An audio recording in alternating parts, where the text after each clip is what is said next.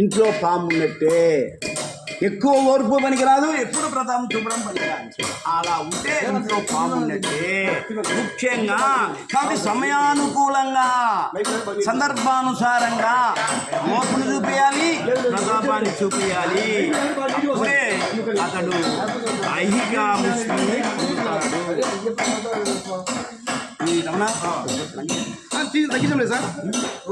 కాబట్టి సమయానుకూలంగా ఎవరైతే తేజాన్ని ఓర్పును ప్రదర్శిస్తాడో వాడే ఐహిక ముష్టిని పొందుతాడు.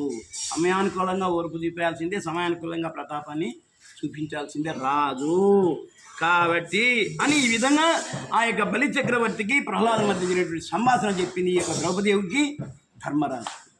మరి ఆదిన్ అపరాధమొకటి అయినన్ అదియున్ అల్పమైనన్ క్షమించున్ అదియునుగాక చెనసి అపరాధములు పెక్కు చేయుచున్నా పాప కౌరవ్యులకు సహింపంగనేనా. మొదట ఏదో తప్పు చేస్తే, చిన్న తప్పు చేస్తే సహించవచ్చు. మరి కౌరవులు చిన్నప్పటి నుంచి చేయరాని తప్పులు చేస్తూనే ఉన్నారు, మీద మీద మీద మీద తప్పులు. మరి ధర్మరాజా ఇలా అనేక తప్పులు చేసినప్పుడు ఆ కౌరవం క్షమించడం నీకు తగునా? ఏదో చిన్న తప్పంటే ఓకే వదిలిపెట్టవచ్చు. మరి భీముని ఏది సంపద వదులుకొని విషాన్నము తర్వాత పాముతో కరిపిండము మీద మీద తప్పులు చేస్తూనే ఉన్నారే, చివరికి లక్కలు కూడా కనిపించారే. ఇన్ని తప్పులు చేసినప్పుడు కౌరవం క్షమించవచ్చునా? ధర్మరాజా అంటుంది ఎవరు? ఆ యొక్క ద్రౌపది. ఇది తేజమునకు అవసరము ముదిత క్రోధుండవగుము యొకించుక దుర్మదులకు సూర్యోదనాదుల అదయులన్ వదింతురు ఉగ్రులై నీతం. మహారాజా ఇది ప్రోంతర కోపం తెచ్చుకో. తమ్ముడు పోయి వాళ్ళు మక్కువ పెడతారు ధర్మరాజా. కాబట్టి ఇప్పుడు దర్పము ప్రతాపము తేజస్సు దానికి అనువైన సమయం ఇప్పుడే. అది కొద్దిగా తెచ్చుకోపో అన్నారు కదా, నీ తమ్ముడు సై చేయి మట్టు పెడతారు వాళ్ళని అంటుంది ఎవరు? ఆ యొక్క ద్రౌపది ఆయన ధర్మరాజు ఇట్లని. సరే ఇదంతా వాదించింది ద్రౌపది. మరి ధర్మరాజు ఏమంటాడు చూడండి. ఆ యొక్క తన భార్య క్రోధంబు పాపంబు క్రోధంబునం చేసిన యగుజువే ధర్మ కామార్తగాని కడు క్రోధి గడ్యంబు కానండు కృతుండు గురునైన నిందించు కృతుడైన వాడవద్యులనైన అవధించు.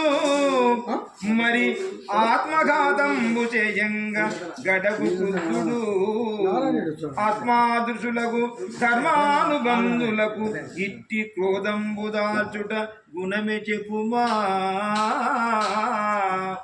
ఎరుకగల మహాత్ముడు ఎరుకయున్ అద్దలముల నాచు క్రోధమను మహానలంబు క్రోధవర్జితుండు గురుకొని తేజంబు దాల్చు దేశకాల తత్వమెరిగి.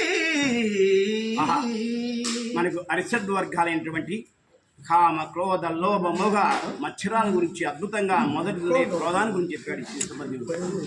క్రోధము, ఆ కోపము ఉందే మహాపాపమైనది కోపము. ఈ కోపం వలన పురుషార్థాలకు హాని జరుగుతుంది. మనకు 4 పురుషార్థాలు ఉన్నాయి, ధర్మ అర్థ కామ మోక్షాలకు. ఎవడైతే కోపవంతుడవుతాడో, నిత్య కోపవుతాడో, ఆ కోపం వలన ఆ 3 పురుషార్థాలు ఉన్నాయి, అలౌకికమైనటువంటి 3 పురుషాలు ధర్మ అర్థ కామానికి హాని జరుగుతుంది నిత్యము కోపం ఉన్నటువంటి వాని వలన. ముఖ్యంగా క్రోధి అయినటువంటి వాడు చూడండి, కర్తవ్యాన్ని ఏం చేయాలో ఏం చేయకూడదు కూడా గ్రహించలేదు. క్రోధి అయినటువంటి వాడు గురువునైనా చంపుతాడు, ఆ కోపంలో గురువునైనా చంపుతాడు క్రోధి అయినటువంటి వాడు. మరి కోపం ఉన్నటువంటి వాడు చంపకూడని వారిని కూడా చంపుతాడు. చూడండి, క్రోధాన్ని యొక్క లక్షణాలు చెప్తున్నాడు ఈ శిశపద్యంలో. ముఖ్యంగా వాడు ఆత్మహత్య కూడా మరి పాల్పడతాడు క్రోధి అయినటువంటి కోపం గలవాడు. ముఖ్యంగా ధర్మముతో నడవడిగినటువంటి వాడు, వానికి నాలాంటి వానికి ద్రౌపది కోపము పనికిరాదంటున్నాడు ఎవరు? కోపం తెచ్చుకోరంతా ఈ తమ్ముళ్ళు మసి తెచ్చారు నువ్వు దొత్త రాసునంటే నాలాంటి వారికి కోపం పనికిరాదంటున్నాడు ధర్మరాజు. ముఖ్యంగా జ్ఞాని అయినటువంటి మహాత్ముడు జ్ఞానం అనేటువంటి నీటితో కోపం అని మంటను చూడండి. మా ఎంత పెద్ద వాక్యం చెప్తున్నాడు ఇక్కడ ధర్మరాజు. జ్ఞాని అయినటువంటి మహాత్ముడు నాలాంటి వాడు జ్ఞాని అయినటువంటి మహాత్ముడు జ్ఞానం అనే నీటితో కోపం అనే పెనుమంటను చల్లారుస్తాడు. క్రోధము విడిచిపెట్టినటువంటి వాడు తేజస్వి అవుతాడు.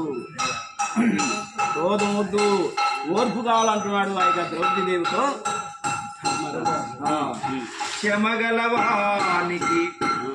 క్షమగలవానికి పృథ్వీ సమునకు నిత్యంబు విజయ సంసిద్ధియగున్. ఎంత చూడండి, క్షమయాధరిత్రి క్షమగలవానికి పృథ్వీ సమునకు నిత్యంబు విజయ సంసిద్ధియగున్. చెమియైన వాని భుజ విక్రమము గడున్ వెలయు సర్వకార్య క్షమము అయి. మనం ఇటువంటి మహాభారతాన్ని గురించి నేర్చుకోవాలి చాలా లక్షణాలు. మరి క్షమ భూదేవితో సమానంగా క్షమి ఆధారితే భూదేవంతో ఓర్పు కలిగి ఉంటే ఎప్పటికైనా సిద్ధము విజయం సిద్ధిస్తుంది.